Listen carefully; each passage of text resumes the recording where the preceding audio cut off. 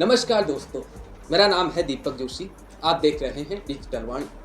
जब देश का बड़ा वर्ग और युवा सड़कों में घूम रहे हों, तब भी नरेंद्र मोदी जी की लोकप्रियता और हर युवा का बीजेपी को वोट देना क्या मायने रखता है। आखिर देश के युवा नरेंद्र मोदी जी को क्यों चाहते हैं?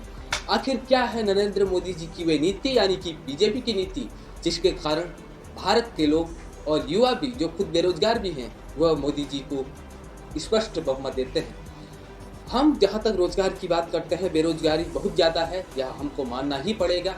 लेकिन जहाँ बात आती है राष्ट्रवाद की, राष्ट्रभक्ति की और राष्ट्र निर्माण के मजबूत नीतियों की, तो यहाँ पर नरेंद्र मोदी और बीजेपी का नाम सबसे पहले आता है। यही कारण है कि देश के लोग नरेंद्र मोदी को चुनते हैं और चुनाव कहीं भी हो, वह आज के समय में चेहरों से लड़ा जाता है, यानी कि नरेंद्र मोदी जी के चेहरों से, अमित शाह के चेहरों से और योगी जी के चेहरे से लड़ा जा रहा है। राष्ट्र निर्माण और राष्ट्रभक्ति में थोड़ा अंतर है।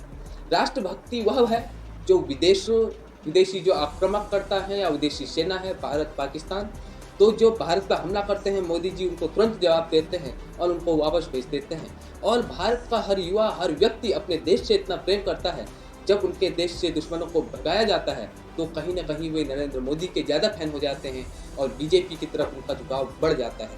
राष्ट्र निर्माण की वह नीतियाँ जो आज तक नहीं बन पाई, जिनको बनाने में बड़ा समय लग गया, मजबूत नीतियाँ जिससे कि राष्ट्र का विकास नए स्तर से हो, वह बनाने का काम नरेंद्र मोदी जी ने किया देश में। उससे रोजगार के अपार संभावना नहीं खुल पाए और आने वाले वक्त में खुल सकते हैं, ऐसी संभावना लोग भी बताते हैं। और जब सरकार परिवर्तन होती है तो कुछ नया हो सकता है, ऐसा हमको मानना चाहिए।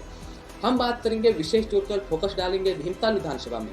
वीडियो ने पहले ही आ जाना चाहिए था, थोड़ी लेट है, क्षमा मांगता हूं। भीमताल विधानसभा में भारतीय जनता पार्टी की टिकट से श्री राम सिंह कैड़ा भारी मतों से विजयी हुए। हमें लगता था, भीमताल की जनता को लगता था कि इस बार भीमताल विधानसभा में कांटे की टक्कर है, लेकिन वे टक्कर क्यों नहीं हो पाई और जो एक पूर्ण बहुमत एक व्यक्ति को मिला, इसके पीछे के कारण क्या है, यही बताने की कोशिश करता हूँ। सबसे पहले किसी भी व्यक्ति का चरित्र आता है, उसका व्यक्तित्व आता है, और वह व्यक्ति वो देखते हैं लोग जो चरित्र से पूर्ण हो। यानी कि राम सिंह कैड़ा एक ऐसे व्यक्ति हैं, उनके विरोधी उनको चाहे गाली भी दे दें, उनके पीछे कुछ भी कर लें, लेकिन वे सीधे उनको सजा देने की नहीं सोचते, उनके खिलाफ अख्यार नहीं करते, शिकायत नहीं करते या कहीं पर पकड़ते नहीं। उनका चरित्र है कि वह फिर उनसे मिलते हैं, उनको समझाते हैं, अपनी बात कहते हैं, उनकी सुनते हैं। यही कारण है कि उनकी लोकप्रियता भीमताल विधानसभा में बहुत ज़्यादा है। उनके विपक्ष की बात करें तो इस बार सोचा जा रहा था कि 4 लोग मजबूत दावेदार हैं, लेकिन जब आंकड़े आए 10 मार्च को तो मजबूत दावेदार फेल होते हुए नजर आए। हम बात करेंगे कांग्रेस के दान सिंह भंडारी की। माना जा रहा था कि वे मजबूत प्रत्याशी हैं, लेकिन कमी कहाँ रही, क्योंकि भीमताल विधानसभा में कांग्रेस में बड़ी गुटबाजी थी, भाजपा में भी थी, लेकिन वहाँ राम सिंह कैड़ा की एक अपनी भी छवि थी, अपना भी वोट बैंक था। तो इसका ज़्यादा फर्क भाजपा में जो गुटबाजी हुई उन पर नहीं पड़ा, लेकिन कांग्रेस की गुटबाजी ने इनको बहुत धराशायी किया। भाजपा में यह था कि अनेक मंत्री जो उत्तराखंड सरकार के थे, भारत सरकार के थे, वे आए, उन्होंने चुनाव प्रचार किया, लेकिन कांग्रेस के हरीश रावत के अलावा कोई ऐसा बड़ा व्यक्ति वहां पर नहीं पहुंचा जो वहां के लोगों को कांग्रेस की खूबियों के बारे में बता सके, कांग्रेस की नीतियों के बारे में बता सके। यही कारण रहा कि वे लगभग 10,000 वोटों से हार गए। राम सिंह कैड़ा जी को भीमताल विधानसभा में सबसे ज़्यादा 25,632 वोट मिले। वोट परसेंट की बात करें तो ये 38.69% है। और वहीं दूसरे नंबर में रहे दान सिंह भंडारी को भीमताल की जनता ने 15,788 वोट दिए। वोट परसेंट की बात करें तो ये 23.83 है। अब हम मान रहे थे कि राखन सिंह नेगी निर्दलीय प्रत्याशी होने के बाद भी कांटे की टक्कर देंगे, लेकिन वह संभव नहीं हो पाया। उनकी रैलियों में जिस तरह की भीड़ दिखाई दे रही थी, वे जिस प्रकार से तैयारी 2 साल से कर रहे थे, और युवाओं में विशेषकर जो उनके प्रति प्यार और स्नेह बन रहा था, चुनावों में देखने को नहीं आया। इनको केवल तीसरे नंबर में रहे 12,508 वोट मिले। वोट परसेंट की बात करें तो इनका था 18.88। तो यानी कि लाखन सिंह नेगी के दुगुना वोट प्रतिशत से भी ज़्यादा राम सिंह कैड़ा को मिले थे, बीजेपी को मिले थे। तीसरे नंबर में रहे, बड़ी हार हुई है। और चौथे नंबर में रहे फिर बीजेपी के बागी मनोज शाह।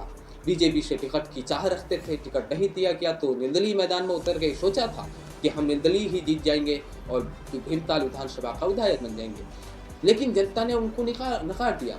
वहाँ बीजेपी का गढ़ भीमताल को ऐसे माना जाता है, तो बीजेपी का टिकट नहीं मिलना उनके लिए हार का कारण बन गया। तो उनको मात्र 5,272 वोट मिले, यानी कि मनोज शाह को केवल भीमताल में 7.96% वोट मिले, जो कि बहुत कम संख्या है और बहुत कम वोट मिले उनको, लेकिन उन्होंने चाहत रखी थी कि वे जीत जाएंगे।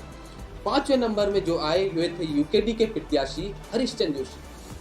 इनका जो अनुमान था, लोगों का अनुमान था यूकेडी की तरफ, तो सोच रहे थे इस बार यूकेडी बड़ी टक्कर देगी और हो सकता है विजयी भी हो जाए, लेकिन लोगों के आंकड़े धराशायी हो गए, बिल्कुल जड़ से ही मिट गए। इनकी लोकप्रियता वैसे मानी जा रही थी, लेकिन जब वोट देने की बारी आई इनको मात्र 1792 वोट पड़े। वोट परसेंट की बात करें तो 2.71% वोट हरिश्चंद्र जोशी को उत्तराखंड क्रांति दल के प्रत्याशी के रूप में मिले, जो कि बहुत ही कम आंकड़ा है। इनकी कमियां क्या रही?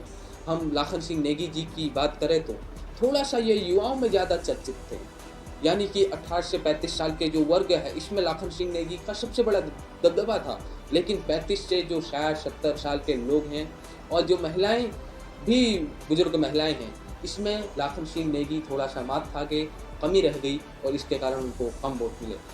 मनोज शाह जी बीजेपी के गुटबाजी थे, उन्होंने बीजेपी को इस्तीफा दिया, निर्दलीय लड़े, तो इससे लगा कि ये नहीं लड़ सकते इनको, क्योंकि इन्होंने अपनी पार्टी के खिलाफ काम किया है, इसलिए उनको नकार दिया गया।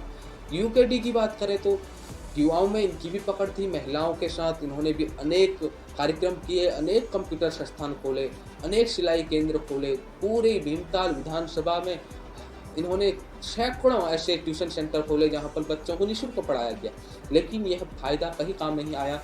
लोगों ने इनसे कहा था कि हम तुमको वोट देंगे, लेकिन अंत समय में लोगों का वोट इनकी तरफ नहीं गया, और क्या कारण रहा वह उनको आत्ममंथन करना चाहिए।